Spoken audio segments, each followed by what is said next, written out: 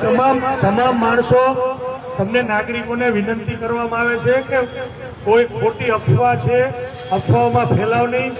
સરકારશ્રીએ જાહેરાત કરી છે કે પૂરતો પેટ્રોલ ડીઝલનો જથ્થો છે એ મળી રહેશે, સમય મર્યાદામાં તમને બધાને મળી રહેશે. એટલે તમે કે તમારા મિત્ર વર્તુળમાં દરેક જગ્યાએ છે ને ભાઈ આ વસ્તુ તમે મેસેજ આપો કે કોઈ ખોટી અફવામાં આવું નથી.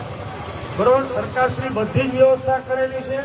પેટ્રોલ પંપ ઉપર બિનજરૂરી તમે ભીડ કરી અને ખોટું પેનિક ઊભું થાય કે કોઈ અવ્યવસ્થા સર્જાય તો એવું વાતાવરણ છે મહેરબાની કરીને ઊભું નહીં કરવાનું. અને તમામ માણસો છે પેટ્રોલ ડીઝલ માટે જે પણ અહીં આવે છે એ એક લાઇનમાં અને વ્યવસ્થિત ઉભા રહ્યો. ખોટી અફવાઓ આવો નહીં.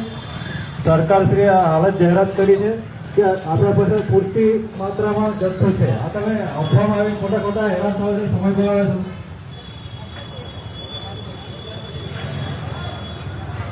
તમામ નાગરિકોને છે ને અમે અપીલ કરીએ છીએ કે પૂરતા પ્રમાણમાં પેટ્રોલ ડીઝલનો જથ્થો છે એ છે જ અવેલેબલ.